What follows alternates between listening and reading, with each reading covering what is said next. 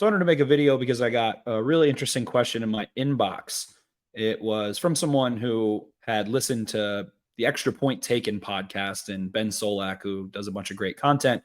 Question I got was, do you think Lamar's throwing mechanics, style, and just overall passes make it hard to catch the ball? I was listening to Solak about drops. Ravens receivers always have drop problems. Could be an interesting thing, like how balls from lefties can be weird to catch. So the first thing I want to say is that I'm not necessarily a quarterback mechanic guy. I never was a above average thrower of any type of ball in any sport. I have zero mechanical training in that. Obviously, I've read and been trained at places I've worked on quarterback mechanics a ton. So I've tried to learn as much as I can. I wouldn't say that's my strongest suit in my study of football, but I have tried to read as much as I can. I know more about, let's say, block deconstruction, for instance. I think you can, number one, go watch JT O'Sullivan's breakdown. To answer the question, I'll say, does that play a factor? Yes. And I think you can go watch JT O'Sullivan's breakdowns, QB School on YouTube. And the thing that he always talks about is that Lamar has inconsistent feet that make it difficult to be as repeatable as humanly possible and reach an elite level of, let's say, mechanical consistency. He always talks about his heel clicks, which are a tough thing to be repeatable with physically. There's a lot more room for error when you heel click as opposed to just taking hitch steps, smaller steps with a wider base. One of Lamar Jackson's biggest issues coming to the NFL was the width of his base. If you want to throw something hard and far or do something with power, you need a wide base. He's gotten much better with that. He's at his best in terms of accuracy and ball placement when he has a wider base and fires the football from that throw-ready position. That's when you'll see his consistent placement of the football. I would say to a very marginal degree, Lamar Jackson can make his receivers require some tougher catches and maybe be a little inconsistent in terms of ball placement, especially because of his mechanics. However, that's probably 30 of the 35 quarterbacks that play in the NFL. Like, he's in the 99.9th percentile still. Could he be better at that? Sure. Could that contribute? Absolutely. I would say a larger issue is timing. A lot of time, if you want to look at Lamar Jackson specifically, I'm going to get into the receivers in a second, but I would say timing can create inconsistency more so than maybe his mechanics or throwing motion, because he's an athlete, because he does tend to hold the football a little bit longer. That can break the wall, so to speak. That can require a receiver to come out of their routine. So the lack of timing can contribute to a lack of routine. The Ravens have had better timing. Part of that is, let's say, the offensive scheme that they've been in. So I think that can make a receiver have to start thinking and deviating from the routine, off schedule, stuff like that. Sure. However, the biggest reason why guys drop passes is not Lamar Jackson. It is hand technique. I covered that in this week's Spenny Spotlight. It is hand placement, hand technique.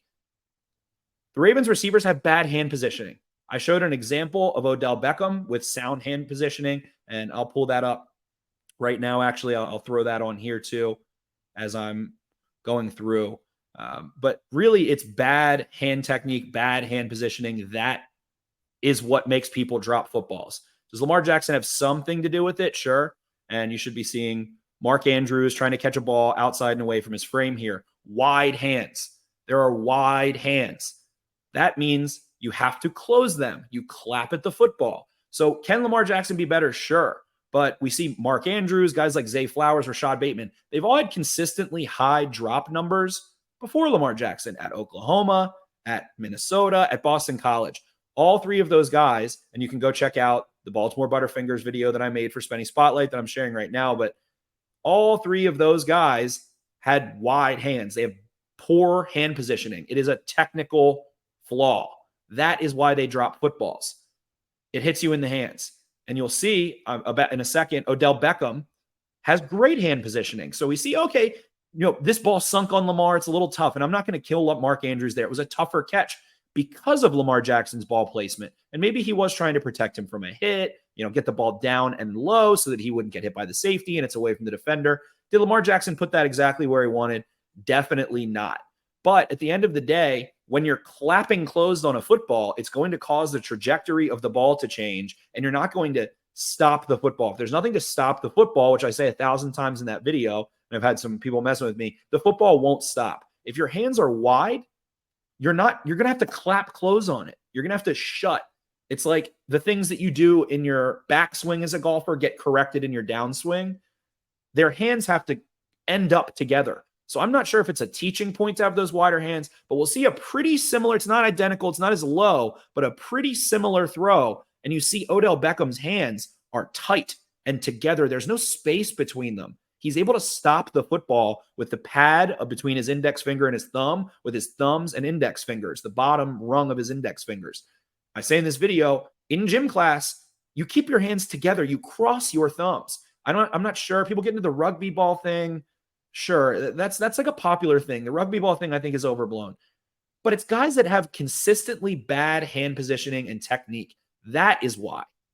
They draft guys that don't have great hands. So you live with the drops. Other guys that have high drop rates a lot of times are great after the catch, are a Deontay Johnson, Jamar Chase. A lot of the best receivers in football, not that I'm saying Deontay Johnson is one of the best, but he's very good, have drop issues.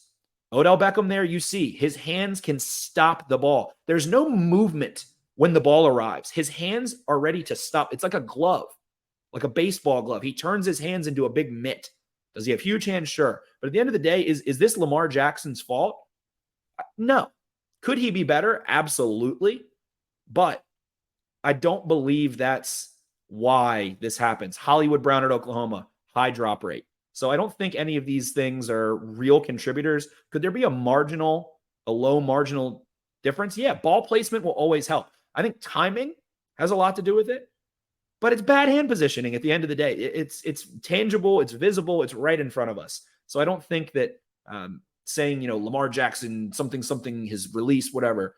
I mean, they practice with the guy 1,000 times. Does Tyreek Hill, and part of the thing mentioned was like being a lefty. Guys dropping Tua Tagovailoa's passes, you get comfortable with it. Like you practice every single day. So I don't think that's the reason why. I do think Lamar Jackson's feet cause him to be less precise with his ball placement than he wants to be a lot of times because he is such a athlete. It has that heel click ordeal. I implore you to go watch JT O'Sullivan's breakdown. Again, I'm not trained in mechanics. I am not a thrower of things. I didn't play much baseball. Not my forte, I would say. But when I defer to those smarter than me in the field and definitely an NFL quarterback that has such a strong content following, and JT O'Sullivan is someone I would go look at and say, could he be better? Yes. But at the end of the day, catch the football. Catch the ball. So I thought that was an interesting question, an interesting thought experience. But at the end of the day, catch the football. There's nothing to stop the football. The football won't stop. Tighter hands, better hand positioning.